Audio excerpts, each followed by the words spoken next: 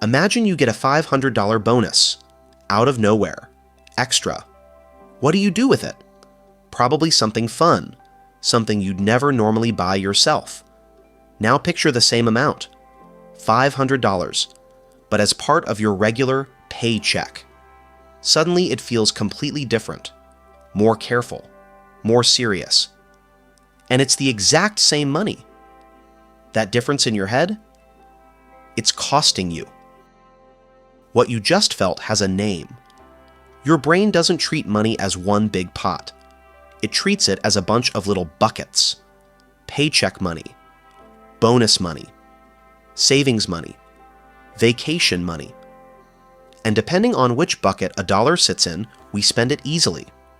Or we really don't, even though it's the same dollar everywhere. Economists actually have a word for this.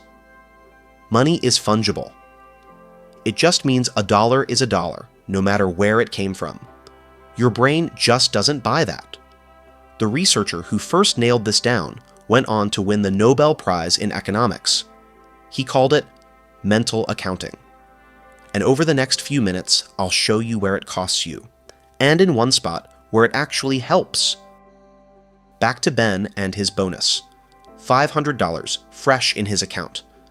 In his head, it lands straight in a bucket labeled fun money. Okay to spend. It's extra, right? So Ben orders the new game console. Not a second of hesitation. Now Mia steps in. She asks just one thing. Ben, would you have bought that console if the $500 had come from your regular salary? Ben freezes. No. Of course not. I'd have saved it. And there it is. The thinking error you can touch. The money is identical. Only the label in his head was different. Researchers have actually measured this in real life. When people get a small windfall, they're more likely to spend it on things they'd never normally put in the cart. The bucket labeled gift money plays by different rules than the bucket labeled earned. Maybe you're thinking, okay, Ben, but not me. So here's a little thought experiment. You go to the movies. At the counter, you realize you lost your $10 ticket. Do you buy a new one anyway? Most people say no. Not worth it anymore. Now the same story. Slightly different. You haven't bought a ticket yet, but on the way there, you lose a $10 bill. Do you buy a ticket now? Now, almost everyone says, yes, of course. See what happened? In both cases, $10 is gone. Exactly the same. But in the first case, the money was already booked to the bucket labeled movies. $20 for one night. Too expensive. In the second case, it was just cash. A different bucket. Same $10. Completely different decision. That's not stupidity. That's mental accounting at work. In you, in me, in everyone. Thought experiments are nice, but do they hold up in real life? Take something almost everyone knows, the tax refund. Every year, millions of people get money back from the government, often a few $100s, sometimes over 1,000. And researchers spent years tracking what people do with it. The result is clear. A big chunk gets spent right away, on something nice, something bigger, way more than with money that's been sitting in the account, already planned out. And here's the kicker. It's not a gift at all. It's your own money. You overpaid all year long, and you're mostly getting your own advance back. Still, in your head, it lands in a bucket labeled found money. And found money sits loose. If the exact same amount showed up as a few extra dollars in every paycheck, month after month, it would be much more likely to just stay put. Same money. Different bucket, different decision. The buckets are one thing, but mental accounting has a second trick. It decides how much paying actually hurts. Imagine Ben pays $50 in cash. He counts out the bills, hands them over, and he feels it. Researchers call this the pain of paying. Now Ben pays the same $50 with a card. A quick tap, no counting, nothing leaving his hand. The pain, almost gone. And because it's missing, we spend more freely with a card. The money feels further away, less real. That's no accident. Cash ties the purchase tightly to the feeling of losing something. The card breaks that link. You buy now. The pain comes later. Sometime on a statement. And later hurts a whole lot less. And now it gets expensive. Because this exact error is sitting in your portfolio too. First example. A lot of investors spend their dividends without a second thought. That's the income, after all. But they never touch their capital gains.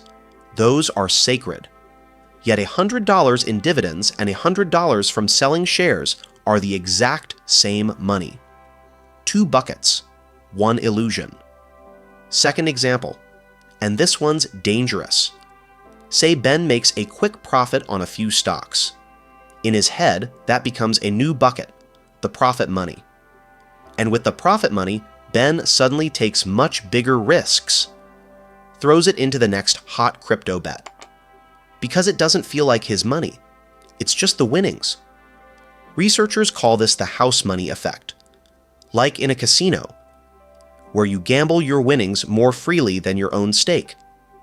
And third, every stock becomes its own little account in your head. An account in the green you're happy to close.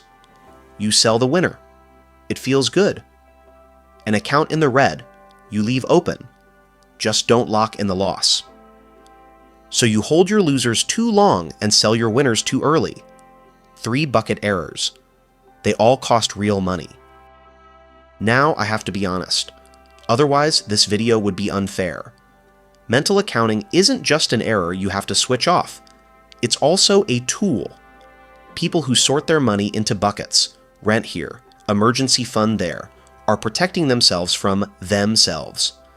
The bucket labeled "Don't touch" is the reason a lot of people save at all. That's smart. And unlike some shaky psychology effects, this one stands on solid ground.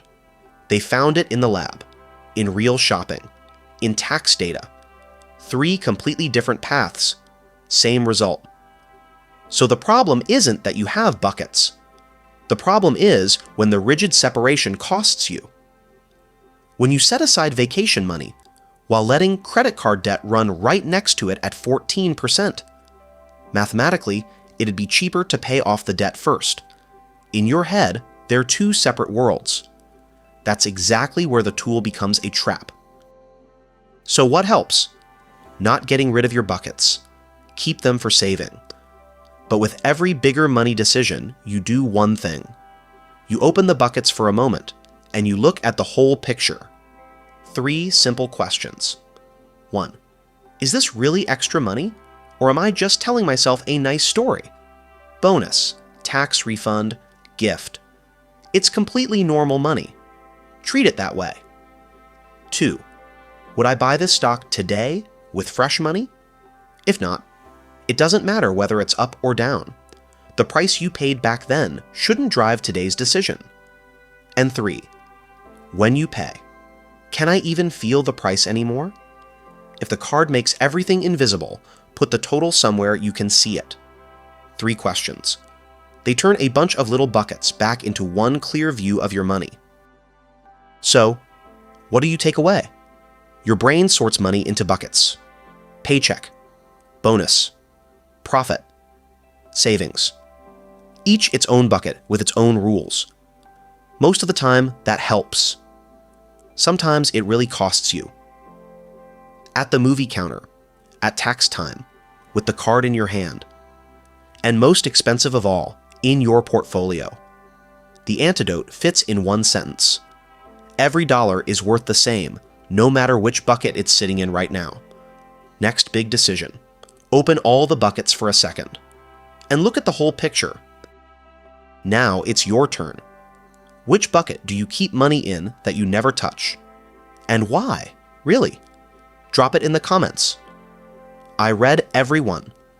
If you want to know which other thinking errors steer your money, subscribe to the channel. In the next video, we'll look at why we hold on to things that stopped being worth it long ago, just because we already put money in. Thanks for sticking around all the way. See you in the next one. This video is education, not financial advice. Make money decisions yourself or with a qualified professional.